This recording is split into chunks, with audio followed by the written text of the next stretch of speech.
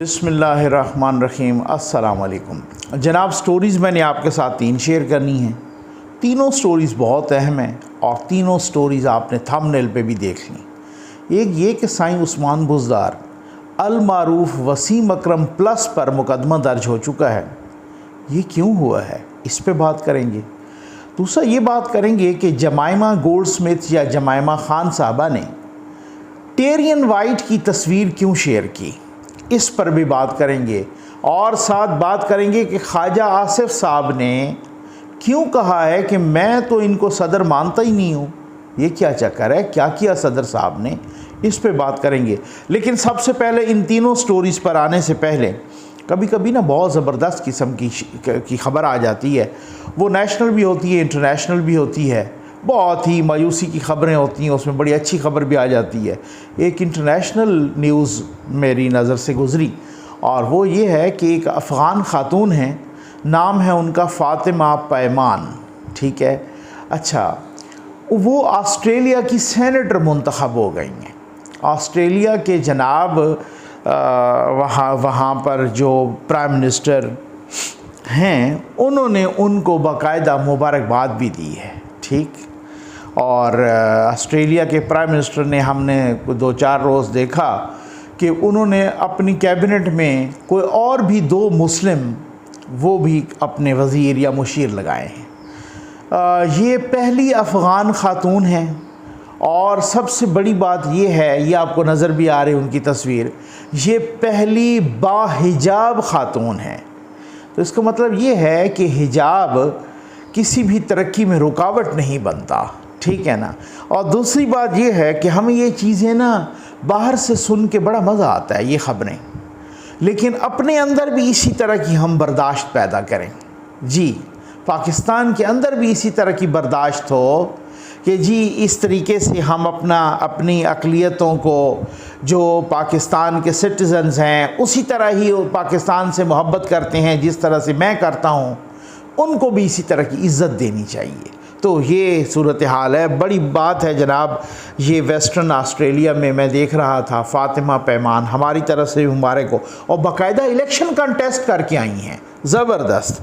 आज है जनाब, ये साईं उस्मान बुज़दार साहब अल मारूफ वसीम अकरम प्लस, इन पे मुकदमा क्यों दर्ज हो गया है भाई? इन पे मुकदमा इस वजह से दर्ज हुआ है कि माशाअल्लाह जज़ाकल्लाह 900 सरकारी ज़मीन, 900 कनाल इन्होंने अपने दौर में, दौर हुकूमत में हथिया ली है।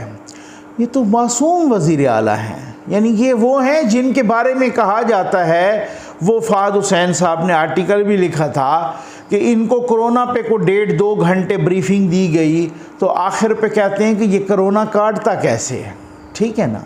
और इनको जनाब जब वो हैंड फ्री लगाई गई तो यूं करके कहते हैं कि इनसे क्या होता है, इससे आवाज़ आती है, ठीक है ना। कहते हैं मैंने तो कभी स्मार्टफोन को हाथ ही नहीं लगाया, मैं ज़्यादा फ़ोन को छेड़ता ही नहीं हूँ, क्यों कहता हूँ कोई इधर उधर बटन दब गया तो मैं क्या करूँगा। कहते हैं कि मैंने लाहौर, हामिद मीर साहब कहते हैं वो उन्होंने लाहौर भी वो उस वक़्त आए कि जब वो प्राइम मिनिस्टर, अपना चीफ मिनिस्टर बने। इससे पहले तो वो लाहौर आए ही नहीं थे, या जब उन्होंने हल्फ उठाया MPA का, जब MPA बने तब वो लाहौर आए। इससे पहले वो MPA नहीं, वो नाज़िम शाज़िम रहे थे, ठीक हो गया ना। अच्छा, तो उन्होंने ऐसे सादा और मासूम वज़ीर आला ने भी 900 कनाल सरकारी ज़मीन, जी करोड़ों रुपए की ज़मीन, और वो ख़ुद भी हथियाई, भाइयों को भी साथ ही शराकतदार बनाया, और ये कोई तौसा और DG खान और वहीं पर, ठीक है। और जनाब ये कोई उन्होंने बनाया कागज़ शागज़ कि जी हमने ली 1982 में, काम तो कैसे पक्का किया ना। आप वो डिप्टी कमिश्नर हैं DG खान के, उन्होंने ये सारा पोल शोल खोला और फिर वहाँ पे मुकदमा भी जालसाजी का दर्ज हो गया, और कहा कि जी 1982 में ली और 1986 में कोई इंतकाल करवाया। तो अब जनाब ये बैक डेट्स में, पुरानी तारीख़ों में, ठीक है ना। और माशाल्लाह किस तरीके से ये वो साहब हैं जिनके असासों में एक ही साल में 100 यानी अपने जो दौरे हुकूमत, इसमें 1-2 साल में 100% इजाफा हो गया, एक साल में 80 लाख 1 करोड़ तक इजाफा हो गया। माशाल्लाह उन पे जालसाजी का मुकदमा बना है। आप ज़रा दाद तो दें ऐसे मासूम वज़ीर आला की कि जालसाजी से सरकारी ज़मीन हथिया ली 900 कनाल। ये तो अभी मासूम है, इनके तो वो कह रहे हैं कि ये तो वैसे ही जो है ना, ये सबसे सादा वज़ीर आला थे, वसीम अकरम प्लस साहब। आ जाए जनाब, ये तस्वीर आप देख रहे हैं, ये 2 दिन पहले फादर्स डे था। आपने देखा होगा अपने सोशल मीडिया पर, मुख्तलिफ फेसबुक, ट्विटर, बाकी जगहों पर भी, इंस्टाग्राम, हर जगह सोशल मीडिया प्लेटफॉर्म्स पर हर किसी ने अपने वालिद साहब की तस्वीर शेयर की और साथ खिराज तहसीन पेश किया। खैर मुझे कोई एतराज़ भी नहीं है, ऐसी कोई बात नहीं है कि कोई वालिद साहब को कोई खिराज तहसीन, लेकिन जो इस्लाम का कॉन्सेप्ट है वो रोज़ ही वालिद और वालदा को खिराज तहसीन पेश करना चाहिए। उनका कोई एक दिन नहीं होता, आप उठते बैठते उनकी खिदमत करें, चलते फिरते हर लम्हा उनकी खिदमत करें। वालिद और ख़ास तौर पे वालिदा, बल्कि दोनों की, इनका तो नेमुल बदल होता ही कोई नहीं, और इसके वालिदा का तो 2 गुना ज़्यादा मकाम है ना। और फिर वालिदा के फिर इस तरीके से उनकी जितनी भी खिदमत करें, उनको जितना भी खुश रखें, हर लम्हा रखें। तो ये एक वो चीज़ है कि कोई चूँकि किसी को टाइम नहीं मिलता, या किसी माशरे में ऐसी मसरूफियत होती है, या ओल्ड एज ओल्ड हाउसेस का ये रिवाज है, या इस तरीके से बहुत सारी चीज़ें होती हैं, तो उन्होंने कोई एक दिन रख दिया है। लेकिन अगर उस दिन भी कोई तारीफ़ की जाती है तो उसमें तो आप खुला दिल किया करें, कोई ऐसी बात नहीं होती। आप साथ ये भी बताया करें कि इस्लाम में तो रोज़ ही वालिद का एहतराम है, वालदा का हर लम्हा एहतराम है, वो वालिद का भी। तो जनाब अपना जमायमा गोल्डस्मिथ या जमायमा खान साहबा ने, जो एक्स प्राइम मिनिस्टर की एक्स वाइफ हैं, ठीक है ना, और उन्होंने उसी फादर्स डे पर, सारे लिख रहे थे ना हैप्पी फादर्स डे, अपनी और वालिद की तस्वीर शेयर कर रहे थे। ये तस्वीर उन्होंने शेयर की और ये उन्होंने कहा कि हैप्पी फादर फिगर्स डे। अपने भाई के साथ टेरियन वाइट, जो कि इमरान खान साहबा की नाजायज़ औलाद हैं, नाजायज़ बेटी हैं, टेरियन वाइट की तस्वीर अपने भाई के साथ शेयर कर दी। एक और तस्वीर भी उन्होंने शेयर की, और वो तस्वीर तो खान साहब के अपने बेटे की भी उन्होंने, ये बेन गोल्डस्मिथ अपने भाई के साथ शेयर कर दी। बाद में लोगों ने बड़ा इतराज़ किया कि इससे अब चलो टेरियन की बात, तो और टेरियन वाला ट्वीट उनका अब भी मौजूद है, ठीक है ना, तो इससे भी बहुत ज़्यादा। और सारे लोगों ने कहा कि खान साहब को डूब मरना चाहिए, और उन्होंने कहा कि वो उसको ओन नहीं कर रहे। और क्या मैसेज तो कुछ जाता है ना, कुछ तो उन्होंने मैसेज दिया होगा ना कि वो इनको ओन नहीं कर रहे, या चक्कर क्या है। तो खैर वो टेरियन वाइट की तस्वीर शेयर कर दी अपने भाई के साथ, खान साहब के लिए एक मैसेज दिया। एक और तस्वीर उन्होंने शेयर की जो कि आप ये देख रहे हैं, फिर उसके बाद उन्होंने डिलीट कर दी, ठीक है ना। और वो तस्वीर अपने खान साहब के बेटे की, अपने यूँ समझ लें कि मामू के साथ, या उनके जमायमा गोल्डस्मिथ के जो भाई हैं। बाद में लोगों ने बहुत इतराज़ किया, भाई इससे क्या मुराद है, आप क्या कहना चाह रही हैं कि ये खान साहब का ये बेटा नहीं है, आप क्या कहना चाह रही हैं, आप खान साहब को क्यों इस तरह से जलील करना चाह रही हैं। और बहुत सारे लोगों ने ना इस तरह की कुछ चीज़ें की और बहुत सारा तनकीद की। तो बाद में जमायमा गोल्डस्मिथ ने ये ट्वीट जो है ना डिलीट कर दिया। उसमें भी वही लिखा कि हैप्पी फादर फिगर्स डे। और पता ये चला है कि खान साहब के दोनों बेटों ने उनको कोई विश नहीं किया फादर्स डे पे, और ख़ान साहब के एक बड़े बेटे ने तो ख़ास तौर पे एहतजाज किया है। ख़ान साहब को वो कुछ ज़राए बता रही हैं कि बुरा भला कहा है, और जनाब बहुत कुछ उसमें जो है ना कुछ हार्ट वर्ड्स का एक्सचेंज हुआ है, ठीक है ना, यहाँ से हुआ हो या ना हुआ हो। तो ये एक बहुत बड़ी बात थी। मैं समझता हूँ कि ये भी अब बड़ी एक अजीब व गरीब सी सूरत हाल है। लेकिन अगर किसी में कोई मतलब वो ख्वाजा आसिफ साहब वाली बात है, कोई शर्म कोई हया, चले ख्वाजा आसिफ साहब का जिक्र आ गया तो हम जिक्र कर ही देते हैं। ये आप पहले सुन लें, हामिद मीर साहब के प्रोग्राम में ख्वाजा आसिफ साहब ने जनाब क्या कहा सदर ममलिकत जनाब आरिफ अलवी साहब के बारे में, ये पहले सुन लें। इस पर फिर मैं तबसरा करता हूँ कि उन्होंने क्यों ऐसा कहा, ये पहले आप सुन लें। पता नहीं अलवी साहब पता नहीं कुछ चांद का कर रहे हैं या अमेरिकी के कानून की बात कर रहे हैं। प्रेसिडेंट है आपके? हमारे प्रेसिडेंट, मैं नहीं मानता उनको प्रेसिडेंट। आप मुल्क के वजीर दफा हैं, आप उनको प्रेसिडेंट नहीं मानते? प्रेसिडेंट मैं नहीं मानता, नहीं मानता। ये आपके नाम मानने से क्या होता है? He is the president of Pakistan. मैं अपना हौला महसूस करना ना, He is the commander in chief of the armed forces and you are the defense minister. मैं नहीं मानता जी। सर ये इस किस्म की जो बातें करे जो आप बता रहे हैं, जिसको कानून का नहीं पता, ये ट्वीट है उनकी। वो तो ट्वीट किया है ना, उसका ट्वीट किया है ना, तो ट्वीट के जो बेसिस है मैंने आपको बता दिया है कि इस्लामिक जूरिस्प्रूडेंस क्या कहते हैं, हमारा फिका क्या कहता है। अच्छा चले मैं तमाम इल्जाम जो हैं हमारे और झूठे इल्जाम की सजा भी है गजफ किस बात के ऊपर है? गजफ इसके बाद है कि आप इल्जाम लगाएं उसके लिए गवाही ना पेश कर सकें। मैं गलत कह रहा हूं तो मुझे तरदीद करें। ठीक है, गजफ किस बात को कहते हैं? हाँ, गजफ किस बात को कहते हैं? कि झूठा इल्जाम लगाना। झूठा इल्जाम लगाना, इसका मतलब है कि अगला बंदा साबित नहीं कर सका, अगला बंदा गवाही नहीं ला सका और उसके ऊपर उल्टी सजा जो है वो भी हमारे तो फिका के अंदर तजवीज है। तो ये अनपढ़ आदमी है, सुप्रीम कमांडर है ख्वाहिश साहब। सुप्रीम कमांडर अनपढ़ कहना उन्होंने मना है। ख्वाहिश साहब आप डिफेंस मिनिस्टर हैं। मैं डिफेंस मिनिस्टर हूँ, लेकिन मैं अपने जो नुक्ता नजर है उसको डिफेंड भी तो करना है, मैंने उसको भी तो डिफेंस करना। अब आपने देख लिया, ये पाकिस्तान में वैसे हो सकता है, ये ऐसे लगता ऐसे है कि जैसे आम बात हो, लेकिन ये आम बात नहीं है कि मुल्क का जो वज़ीर दिफ़ा है, और वज़ीर दिफ़ा का ताल्लुक़ भी होता है आर्म्ड फोर्सेस के साथ, वो मुल्क के प्रेसिडेंट को नहीं मानता, और मुल्क का प्रेसिडेंट जो सुप्रीम कमांडर होता है आर्म्ड फोर्सेस का, और मुल्क का प्रेसिडेंट पार्लियामेंट को नहीं मानता। और जनाब आप अंदाज़ा कीजिए कि जो कौम यूथ है वो आर्मी चीफ को नहीं मानते, जो कौम यूथ है वो प्राइम मिनिस्टर को नहीं मानते। ये सिर्फ पाकिस्तान में हो सकता है, ठीक है।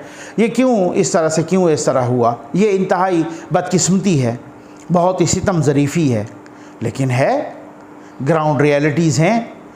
ये प्रेसिडेंट साहब ने 2 बिल वापस किए, गो कि वो वापस करने से बिल वो कानून बन गए, उसका कोई ऐसा इशू नहीं।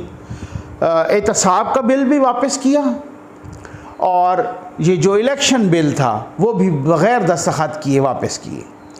यानी ये मुल्क का सदर है जो पार्लियामेंट का पास किया गया कानून उसको बग़ैर दस्तखत किए वापस कर रहा है।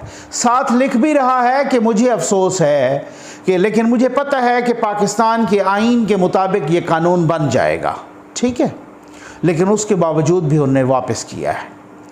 ये मुझे माजी करीब में ऐसी कोई मिसालें नहीं याद आती, आपको शायद हो सकता है आपको याद हो किसी प्रेसिडेंट ने ऐसा किया हो। इमरान इस्माइल साहब इन्हीं की पार्टी के थे, उन्होंने को एक आध बिल इसी तरीके से, वो भी यही करतूत के मालिक थे, इन्हीं काले करतूतों के, उन्होंने पीपल्स पार्टी के वहाँ से सिंध असम्बली का पास किया हुआ बिल कोई 1 या 2 दफ़ा मुझे याद है वो वापस किया था। इससे पहले इशरतुल-आबाद वहाँ पर बहुत सारा लंबा को 12-14 साल रहे थे, मुझे नहीं याद इस तरीके से उन्होंने बिलों को वापस किया हो, शायद हो सकता है कोई एक आध दफ़ा, लेकिन मुझे नहीं याद, आपको याद हो तो। आसिफ अली जरदारी साहब प्रेसिडेंट थे जब नून लीग की हुकूमत आई, काफ़ी सारा टाइम बाकी था जब वो ममनून हुसैन साहब अल्लाह बख्शे वो आए थे, लेकिन आसिफ अली जरदारी साहब रहे थे। इस दौरान बिल जाते रहे, पास करती रही पार्लियामेंट, वो साइन करते रहे। इससे पहले भी बहुत सारे दफ़ा ऐसा हो चुका। ममनून हुसैन साहब थे, उन्होंने किसी किस्म की कोई रुकावट नहीं पैदा की। ये वो प्रेसिडेंट हैं कि जो माशाअल्लाह, कोई मैंने आपसे बोला ना कि 3 साढ़े 3 साल में 75 से ज़्यादा ऑर्डिनेंसेस जारी किए इस हुकूमत पिछली ने, इमरान खान साहब की हुकूमत ने 75 से ज़्यादा ऑर्डिनेंसेस जारी किए। और ये सदर साहब जो दंदान साज हैं, ये आंखें बंद करके हर ऑर्डिनेंस को जारी करते रहे और उस पर दस्तखत करते रहे। यही सदर साहब थे जिन्होंने जस्टिस काजी फायज़ ईसा के ख़िलाफ़ रेफरेंस दायर कर दिया। सुप्रीम कोर्ट ऑफ पाकिस्तान ने कहा कि उन्होंने अपना माइंड अप्लाई ही नहीं किया। सदर साहब को अपना माइंड अप्लाई करना चाहिए था, सदर साहब ने कोई माइंड अप्लाई नहीं किया। पता नहीं अब वो माइंड था ही नहीं, दिमाग था ही नहीं खोपड़ी में, या अप्लाई नहीं किया, ये अल्लाह बेहतर जानता है, ठीक है ना। सदर साहब ने वही रेफरेंस भेज दिया, उस रेफरेंस को सुप्रीम कोर्ट ऑफ पाकिस्तान ने उड़ा के रख दिया। ये भी पाकिस्तान में होता है कि सदर का रेफरेंस उड़ा के रख दिया। सुप्रीम कोर्ट ऑफ पाकिस्तान ने बाकायदा लिखा कि ये गलत भेजा, उन्होंने माइंड ही अप्लाई नहीं किया, सदर फिर भी बैठा है।